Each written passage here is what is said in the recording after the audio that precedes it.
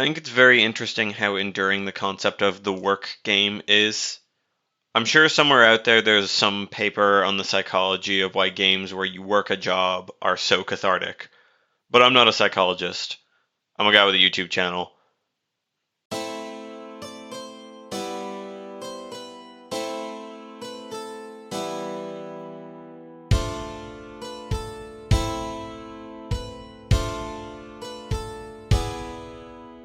Shaken Not Stirred is a game developed by Two Tiny Dice for the 7D FPS 2025 Game Jam. I don't know what I'd call this game in terms of its genre, maybe a puzzle roguelike coated with a layer of fantasy and whimsy. But most importantly, it's a roguelike, which means I get to bring back my favorite one-time bit on this channel, and the only one-time bit on this channel, the roguelike bingo card. In this game, you are the owner of a humble tavern, and you just need to make 10 customers happy. You do this by making drinks which have a satisfaction score high enough to match the number on the bottom left of the customer. In addition, each customer after the first one will have some effect that will make it harder for you to do your job. This can range from disabling some of the ingredients that you have to making you earn less money. Now, if the situation a customer puts you in sucks, you can skip them and go on to the next customer. You can't do this twice in a row, and it does raise the satisfaction threshold for the next customer. So you can't just keep skipping customers without consequence. If you fail to make a customer happy, it's back to the start. Making your drink satisfying is done through two components: ingredients and bottles. Both of these are bought at a shop where they are then placed on the counter for you to use. Bottles function as a sort of passive.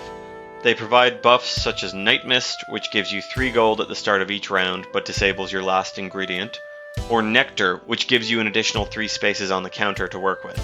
These are very helpful, but the ingredients are what do the real heavy lifting. You can place them in any arrangement in the slots you have, and this can end up having a huge impact on your success in the game. Most of them award satisfaction marked by this little green icon, or money marked by this little money icon, only when certain conditions are met, such as how many items they are adjacent to, or what order they're activated in.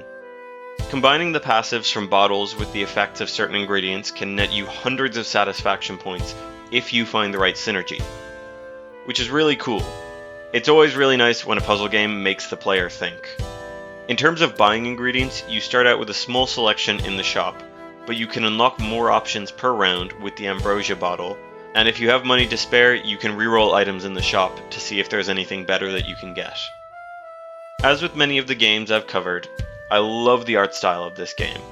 It feels very reminiscent of old DOS RPGs like the first 2 Elder Scrolls games.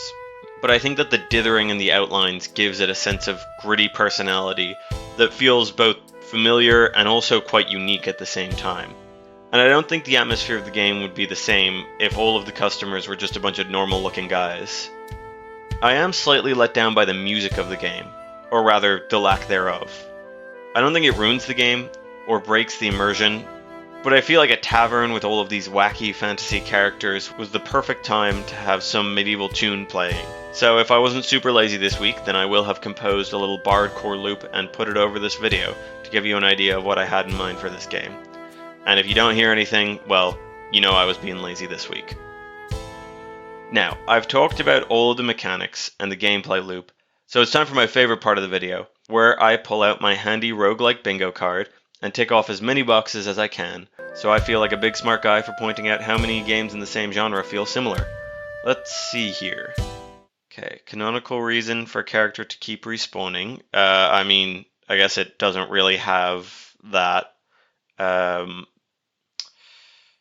Small but rabid fan base. I don't think anyone's particularly rabid about this game.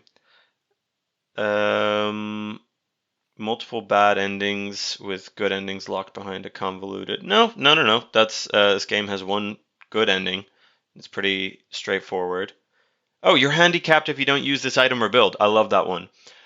No, the items in this game are pretty evenly spread. Yeah, I got nothing. I think that my favorite thing about this game is the fact that while it is mechanically a roguelike, it doesn't feel like one. The game promotes strategy and thought rather than a blend of skill and luck. There are certain items that are always useful, like nectar and ambrosia, but it never felt like there was the one optimal build that dwarfed everything else. In general, the game was really refreshing because even though I failed multiple times, I never felt like I had gotten as far as I had because of a lucky hand. It's also maybe the only roguelike I've played where I've used every item, and where my first thought after beating it was, I want to play that again. Fortunately, the game has this setting in the top right corner labeled F or, which I'm pretty sure stands for Fantasy Realm, putting the game in what I can only assume is a fantasy language the devs made from scratch. I didn't try it, but if you want to immerse yourself in faraway lands, I definitely recommend you give it a go. If you enjoyed this video, be sure to subscribe, and if you have any thoughts, be sure to leave a comment. Did this game remind you of any other roguelikes? Are there any other projects with a similar art style which you enjoy? Be sure to let me know, and have a good Tuesday if it's Tuesday.